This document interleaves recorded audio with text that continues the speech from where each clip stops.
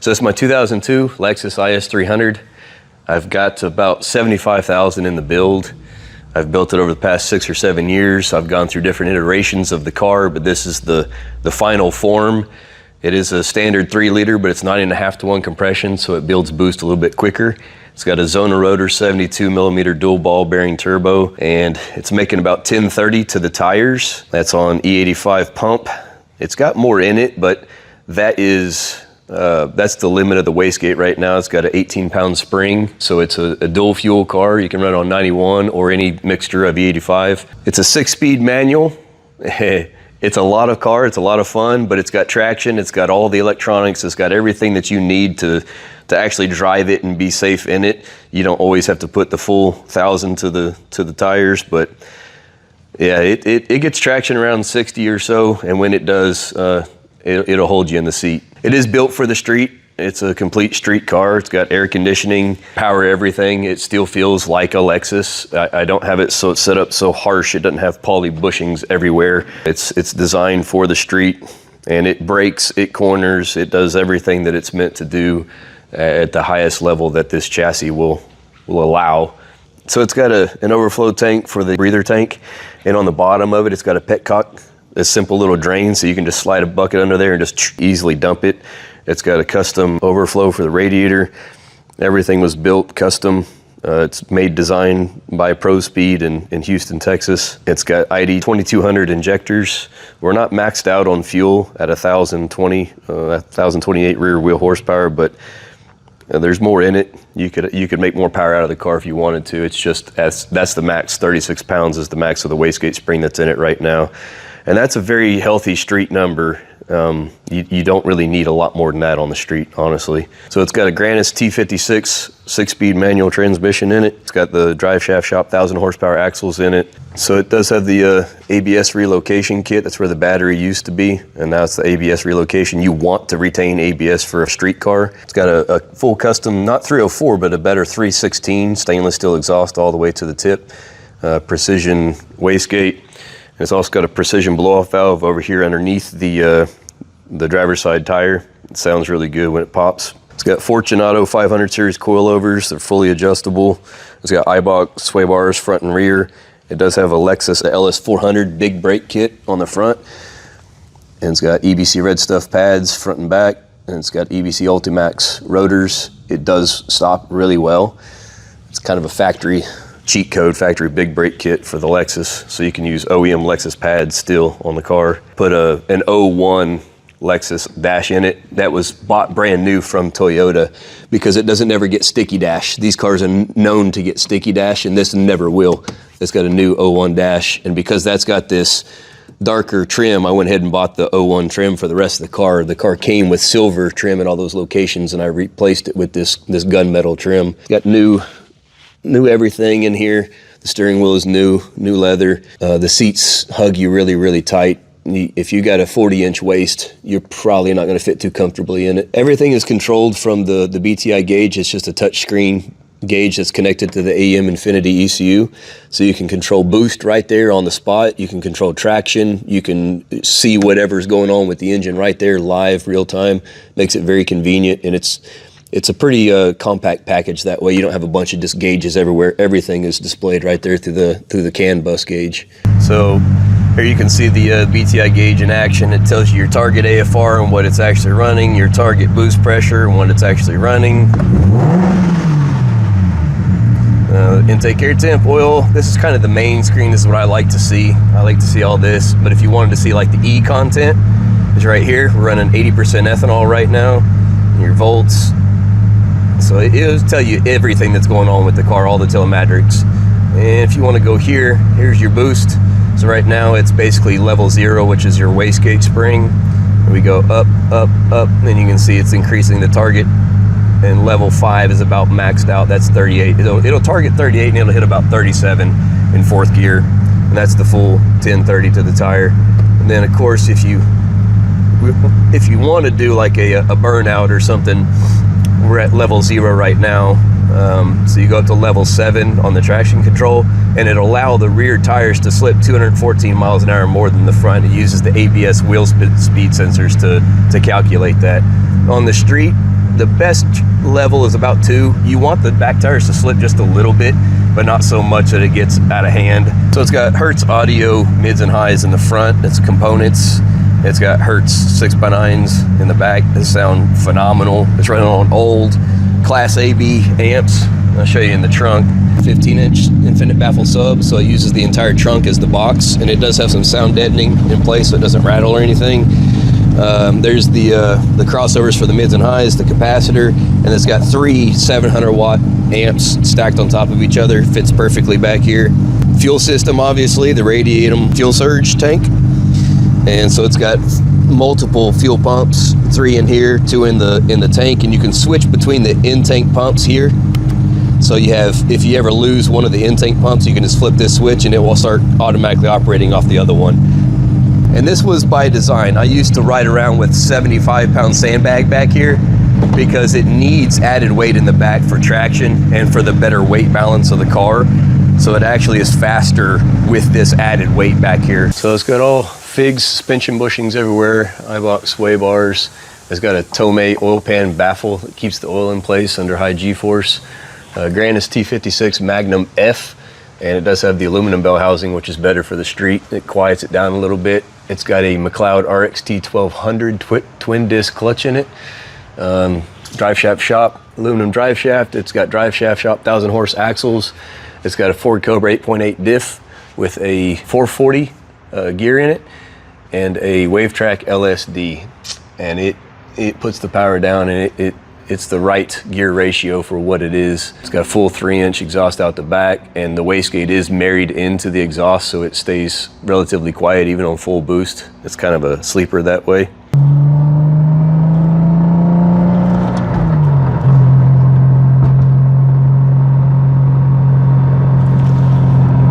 Drives smooth, pulls straight.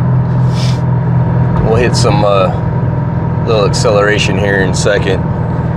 But even inside the car, I've added a little bit of Dynamat into the trunk, partially for the subwoofer, but also partially for the exhaust. You want it to still be manageable in here. You can daily drive this car, even though it's a monster on the street. If you drive it to the grocery store or whatever, it's pretty tame, pretty docile. It's not super, super loud and crazy, and it feels smooth and quiet and comfortable. And then pretty much no matter who pulls up next to you, if you want to leave them in the rearview mirror, it'll do that at any time.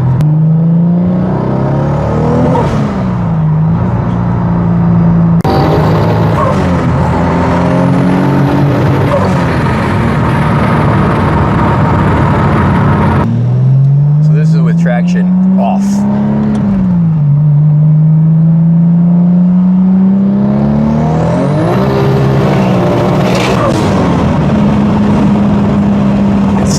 By the top of second, it starts hooking pretty well, but it hazes the tires pretty good with no traction control on at all.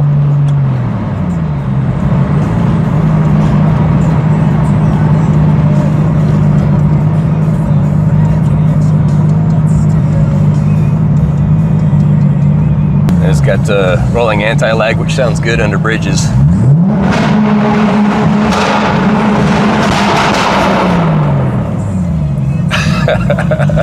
Might get the cops called, but yeah, it's fun. So you can do regular shifting, or you can do flat foot. So I will not take my foot off the gas. And it's real fast that way. You don't lose boost between gears. It's set to a specific time that's timed off of the clutch pressure switch, and you can adjust that, like if you shift faster or slower. I think I got it set to 300 milliseconds, something like that. So it's fast. And especially when you're doing a hard pull, it almost feels like an automatic. I mean, it's not quite as fast as a sequential, but it's fast, and it doesn't lose boost between gears, so it'll help you to stay hooked up. You also have rolling anti-lag on the cruise control switch, so we can rev it. And then it hits pretty much all at once. And you drop it into 6th gear, and at 70 miles an hour, you're running 2,600 RPM.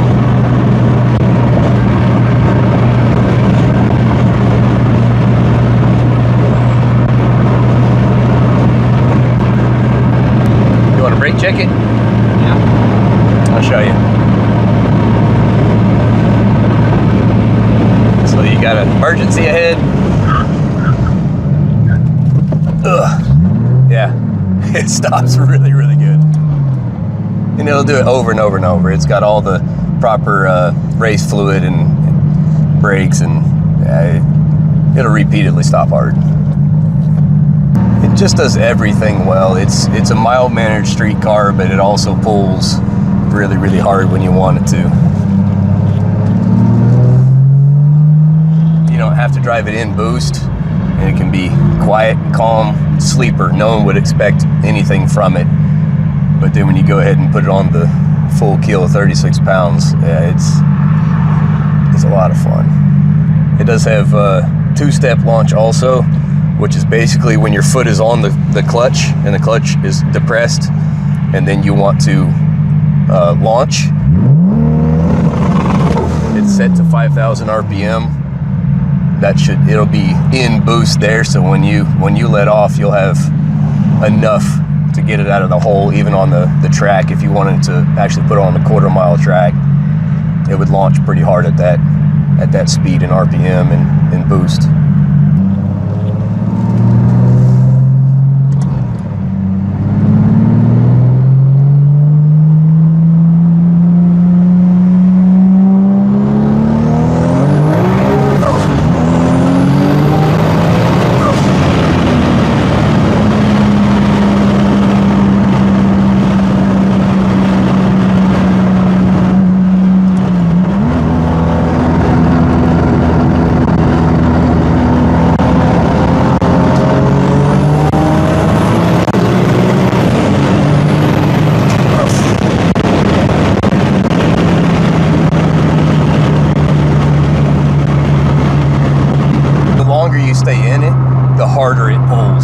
It doesn't slow down as you go faster. It just keeps pulling harder and harder and harder. So like I said, there's not many things that can pull up next to you that you'll see their tail lights. It's got to be something real, real special. Even the ZX 1400 street bike, he saw my tail lights 3 times. He couldn't believe it. We stopped and talked for a while. He's like, dude, I've never had a car outrun me like that, and it's a 4-door Lexus. It didn't compute to him. He didn't understand it. And then, say it's hot outside, you got cold air conditioning. There's no lack for anything in here. You've got the stereo, you've got the air conditioning, you got quiet, comfort, smooth. But then if you want the performance, it's always there. It's always, you just drop the gear and hammer it, and it's there. It's always ready. It also handles really well. There's not a good place where I can show you, and it wouldn't translate to the video, but it'll surprise you how well it goes around corners and hugs and sticks. I mean, the chassis itself is pretty well known for that from the factory, but I've added weight to the rear and taken weight off the nose and shifted the weight balance of the car, and it actually handles better. Now it's more neutral. Even with big sticky tires in the rear, it's playful. You can actually drift this car if you've got the skill and the desire.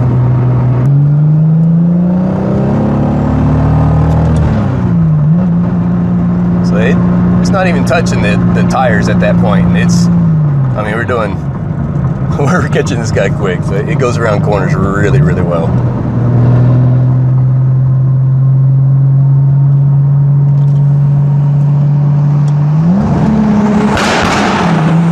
Let's do a visual condition report. So we're looking for scuffs, scratches, chips, dings, any cosmetic imperfections that we can find, and really just assessing the overall condition of the vehicle. So to start things off, this car does need a full paint job if you're wanting it to be perfect. You're going to see the mismatched panels, you're going to see the kind of orange peel and flaws like that, or it would be a great candidate to vinyl wrap. That's the final stage of this car. That was the last thing that was supposed to be done, was a full paint job and or vinyl wrap to make this thing just absolutely wicked. But for now, we are going to assess that condition and really just give you a visual of the car as is. Here on this wheel, I don't see any curb rash. You're going to have a few little scuffs and scratches, but otherwise in great condition. Date code on these tires are 2021. They are Michelin's 245/40 18s. Pilot is Super Sports. Got some good tread left. The wheel well liners have been gutted, so you're going to see that. And then of course, looking at the paint, you're going to see the chips and the orange peel, the flaws in the paint there. You can see the mirror here. This is all faded. Overall, that pillar looks nice. Got the sunroof.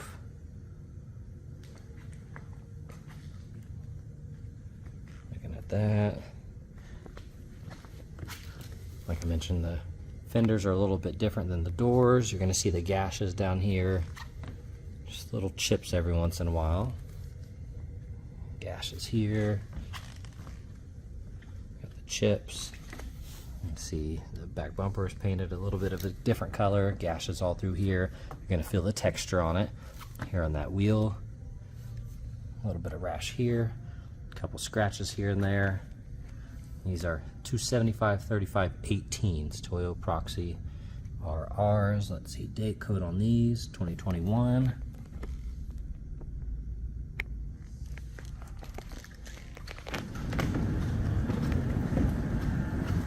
Looking at the headlight, looks amazing. You're gonna see all of the flaws in the paint. You're gonna see the heavy orange peel, spots all throughout. Headlight looks good here on the bumper, typical chips and cracks. You're gonna see all of those flaws. You got some spider cracking here on that wheel. Looks really good. Got the gashes here. You do have damage on that lower rocker. Mirror's faded. You can see the clear coat's gone. Little chips throughout. Here on that wheel, overall in great condition.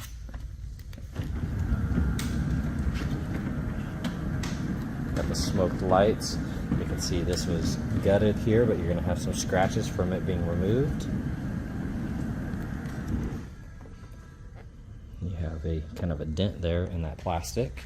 Here on that door panel, all of that looks really good. A couple scuffs here and there, but for the most part, that door panel looks nice. You got some scuffs here, a couple stains. Carpet looks pretty decent. That bolster's perfect. These seats look amazing.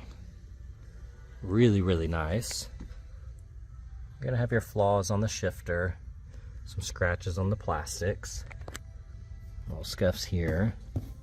That's in great condition. Here on the top, you got the sunroof. That liner looks nice. On the back right door panel, you have a little gash there, but all of that looks really good. A couple scuffs here and there, but really nice. You got the leather seats back here, a few little markings, a few small scuffs. For the most part though, it's in great condition. Seat backs are perfect. All right, checking out the interior. Upper panel looks really nice. Typical wear here and there, but that looks good. The panel looks really, really good. A couple dings, a few little scratches. You're going to see the wear in here. Now looking at the seats, these things look brand new. Really nice. Steering wheel. It's actually really clean. I'm not seeing a bunch of gashes and things like that. Gauges look good. This is all in really nice condition.